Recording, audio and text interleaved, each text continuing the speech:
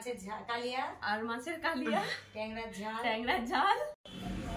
তো দেখো তোমাদেরকে না জানিয়ে সকাল থেকে অনেক কিছু হয়ে গেছে, কিন্তু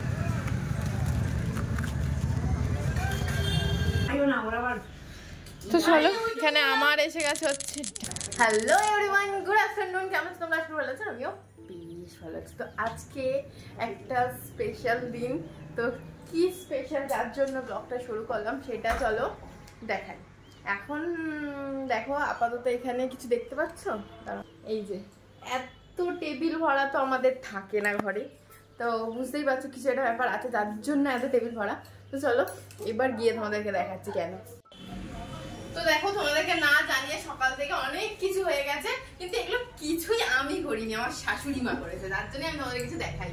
তো চলো এখন আমি করছি তাই তোমাদেরকে দেখাচ্ছি। তো এখানে দেখো এগুলো সব রেডি করছি। এই যে এগুলো কি এখন বলবো না, কিন্তু সেটা যখন একজন খেতে বসবে তখন বলবো। এখন আপাতত আমি বাড়ছি। চলো এই যে এখন আপাতত বাড়ছি, এগুলো সব মোটামুটি বাড়া হয়ে গেছে। এদিকে আচারটা, এই আচার বলছি, এটা আচারের মতো দেখতে লাগবে, চাটনি কম আচার দেখতে লাগবে, সেটা আচারই বেরিয়ে গেছে। তো চলো বাড়ি, তারপরে এবার সাজাতে বসবো। এখন আমাদের সবকিছু বাড়া হয়ে গেছে, চলো এবার সাজাতে বসি। দেখো এইবারে আমি সাজাতেও বসে গেছি, আর আমার সাজানো দেখে কি তোমাদের একটু ডাউট লাগছে নাকি? হ্যাঁ হ্যাঁ ঠিকই ধরেছো, কিন্তু তাও তোমাদেরকে একটু আমি সাসপেন্সে রাখবো যে এটা হচ্ছে জন্মদিন না কি বলো তো। এরমভাবে সাজানো কিন্তু একমাত্র আইবুড়ো ভাতেই হয়।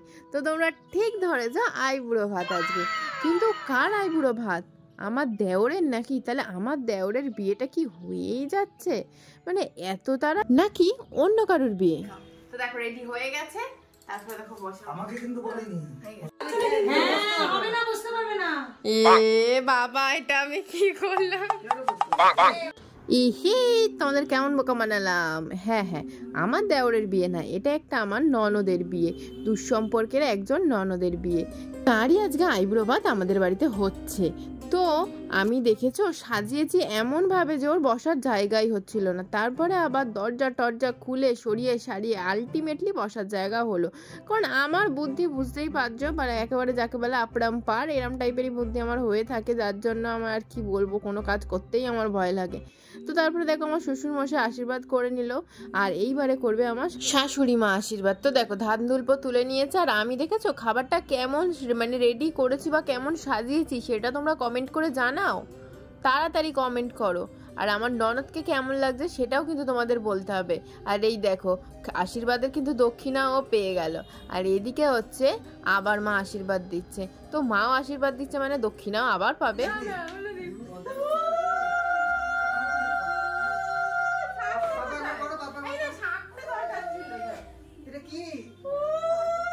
আর এই অনুষ্ঠানের দিনে একটু মজা না করলে হয়, তাই জন্য আমি দেখো উলুলুলু দিচ্ছিলাম। আমার উলুলুটা কেমন হচ্ছিল বলো? জানি পারি না, যা হোক করে একটা দিচ্ছিলাম।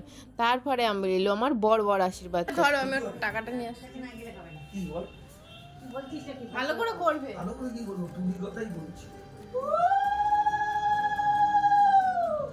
না এবার বলতে হবে কি কি হয়েছে, তারপরে খাওয়া যাবে। আরে ভাতটা তো বলো, বলো কি কি হয়েছে বলো আগে। তো প্রথমে আছে স্যালাড, আছে ফুলকপি ভাজা, ঢেঁড়স ভাজা, হ্যাঁ আলু ভাজা, শাক ভাজা, চিচিঙ্গা ভাজা, এটা আছে পোলাও, এটা হচ্ছে ভাত, মুড়ি ঘন্ট, ডাল, আর মাছের কালিয়া, ট্যাংরার ঝাল, এটা পার্শে সর্ষে, তেল পাবদা, ফুলের চাটনি, পাঁপড়, পাঁচফোড়ন মিষ্টি দই। ব্যাস না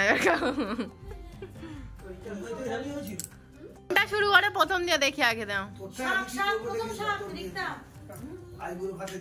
প্রথম শাক,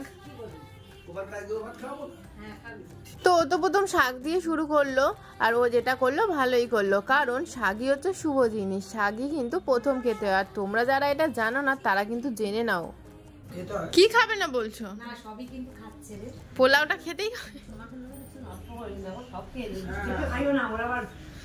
তো চলো এখানে আমার এসে গেছে হচ্ছে ডাল আর আলু ভাজা, সাথে ফুলকপি। তো দেখলে কাণ্ড, ননদের পাতে কত কি, আর বৌদির পাতে দেখেছো, বাড়ির বউ বলে আমাকে শুধু দিয়েছে আলু ভাজা, ডাল আর ভাত। কত কষ্ট বলো তো। এরম যদি তোমাদের মনে হয় থাকে তাহলে ভুল ভাবছো, তার কারণ